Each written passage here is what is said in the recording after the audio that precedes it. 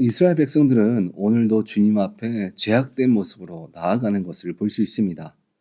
왜 그들은 계속적으로 죄를 반복하게 될까요? 이 부분을 말씀을 준비하면서 묵상하는 가운데 그런 생각이 들었습니다. 아마 그들은 내 인생은 내가 책임질 수 있고 내가 만들어가며 살아갈 수 있다라는 생각을 가졌기 때문에 아닌가라고 생각하게 되었습니다. 왜 그렇게 생각하게 되었냐면 오늘 본문을 보면 그들이 죄악으로 인해서 7년이나 미디안을 통해 고통을 받았습니다. 그리고 그들이 삶에서 어려움이 닥쳐왔을 때 한 행동을 보니까 오늘 본문 2절에 이렇게 이야기합니다. 미디안의 손이 이스라엘을 이긴지라 이스라엘 자손이 미디안으로 말미암아 산에서 웅덩이와 굴과 산성을 자기들을 위하여 만들었으며 이스라엘 백성들은 문제 앞에서도 자신들이 옳다라고 생각하는 일을 행했습니다. 그들은 산에 가서 자신들을 위해서 웅덩이와 굴을 만들었다라고 성경은 이야기합니다. 피할 길조차도 하나님의 백성임에도 불구하고 나 자신을 위해서 피할 길을 만들고 인생을 헤쳐나갔습니다. 미디안이라는 나라는 이전에 선지자가 있을 때는 이스라엘 백성들을 넘보지 않았습니다. 그런데 오늘 성경은 그들이 이스라엘을 이긴 자가 되었다라고 말합니다. 왜 늘 이긴 자가 되었던 이스라엘은 지금 미디안과 바뀐 상황이 되었을까요? 이전에는 하나님께서 이스라엘의 손을 들어주셨습니다. 그래서 감히 이방 민족들은 이스라엘을 넘볼 생각조차 하지 못했습니다. 그런데 지금은 이스라엘의 상태가 어떻습니까? 그들은 로마서 3장 23절의 말씀처럼 모든 사람이 죄를 범하였음에 하나님의 영광에 이르지 못하더니 그들은 하나님의 영광이 나타나지 못하는 그런 죄인 상태가 되었기 때문에 그렇습니다. 이것이 미디안이 이스라엘을 이긴 자가 된 첫 번째 이유입니다.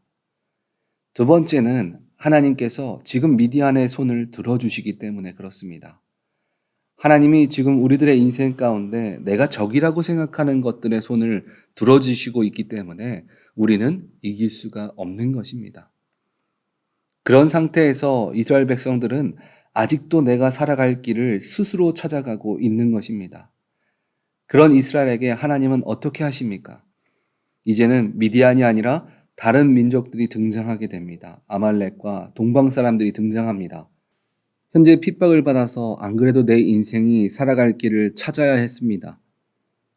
그렇게 고달픈 상황 가운데 있는 가운데 이제는 3절에 파종할 때에 씨를 뿌린 것들이 자라나서 추수를 앞둔 먹을 것조차 유목민이었던 동방 사람들이 자신들의 동물들을 끌고 와서 곡식이 있는 땅을 황폐하게 만들었습니다.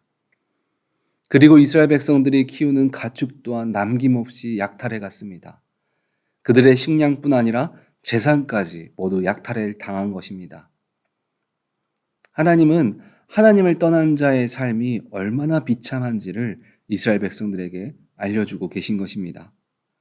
처음 미디안에게 넘겨진 7년 동안만 해도 그들은 하나님을 부르짖었다라는 말을 하지 않습니다. 어떻게든 우리들의 생각과 방법을 갖고 몸부림쳤다는 것을 확인할 수 있습니다. 그리고 하나님은 남은 지푸라기 하나라도 의지할 것 없이 이스라엘 백성들을 만들어 나가셨습니다. 그리고 모든 것을 잃고 나서야 그들은 하나님을 부르짖었습니다. 하나님은 우리들이 하나님을 볼 때까지 우리들의 상황들을 움직이신 것입니다. 하나님은 우리가 힘들어서 어떻게 하나님이 살아계신데 이렇게 하실 수 있습니까? 지금 눈앞에 있는 문제도 하나도 힘든데 또 다른 문제로 나를 이렇게 계속 힘들게 하십니까? 라고 말하면서도 우리가 주님을 돌아볼 수 있도록 하나님은 만들으셨다는 겁니다. 우리는 인생의 눈앞에 있는 것이 전부처럼 생각하고 살아가고 노력합니다. 그리고 눈앞에 있는 것들을 풀어가기 위해서 온 마음과 힘을 다해서 그 문제를 풀기 위한 삶을 살아갑니다. 우리가 삶을 열심히 살아가는 것은 너무나 중요합니다. 그런데 그 속에서 우리가 진정 붙들어야 하는 하나님이 없다면 그 노력은 전도자가 말한 것처럼 헛되고 헛된 인생이라는 것입니다. 성공을 해도 주님이 없다면 그것은 바로 헛된 인생입니다. 주님은 그것을 우리들에게 깨닫게 하시는 일들을 오늘 본문을 통해서 행하고 계셨던 것입니다.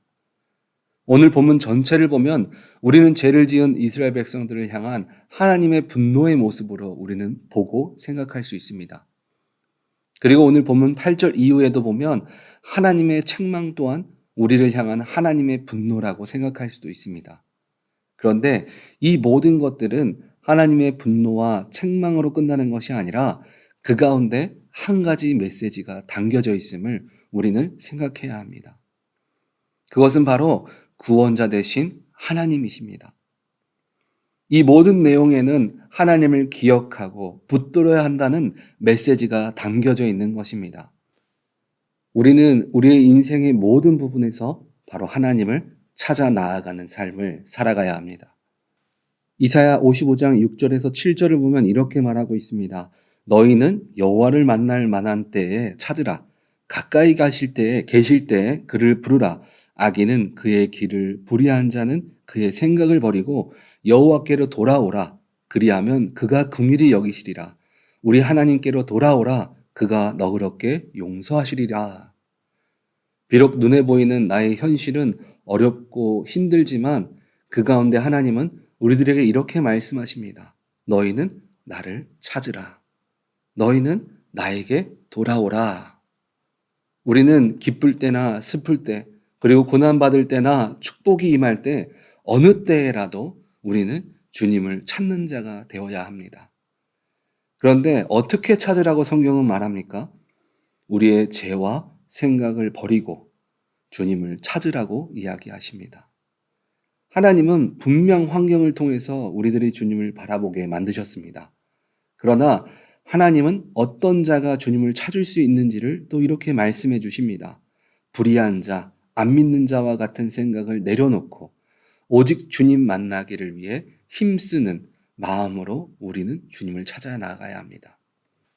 이스라엘 백성들이 처음에는 하나님을 부르짖지 않았습니다. 그들이 가진 것이 다 없어지고 이제는 의지할 것조차 없어지기 전까지는 그는 하나님을 부르짖지 않았습니다.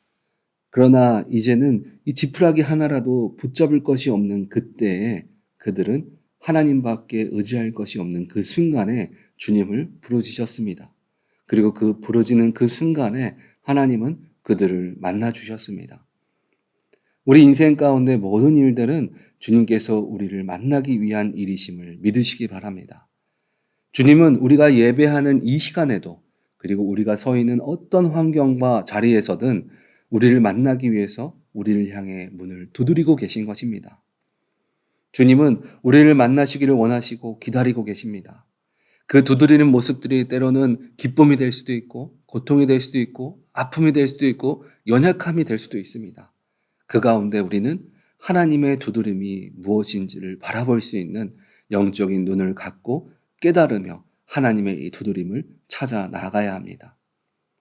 우리 오렌지 안인교회 성도님들은 무엇을 하든지 어떤 일이 있든지 우리를 만나시기를 기다리시는 살아 역사하시는 주님을 늘 만나시기를 주님의 이름으로 축원드립니다.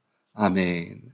오늘 말씀을 기억하시면서 같이 기도하시겠습니다. 주님은 오늘도 우리를 만나기 위해서 여러 가지 환경과 상황들을 통해서 우리들에게 문을 두드리고 계십니다. 우리들이 주님의 부르심에 응답할 수 있도록 늘 깨어 주님을 바라보는 우리를 될 수 있도록 인도해 달라고 같이 기도하시겠습니다. 두 번째는 환우들을 위해 기도하시겠습니다. 육신의 질병과 마음의 상처로 고생하시는 모든 환우들 가운데 고통 가운데 우리를 만나시는 그 만나기를 원하시는 그 주님을 만나게 하시고 주님의 위로와 치유하심이 나타나는 귀한 환우들 될 수 있도록 주님 보호하시고 인도해 달라고 같이 기도하시겠습니다.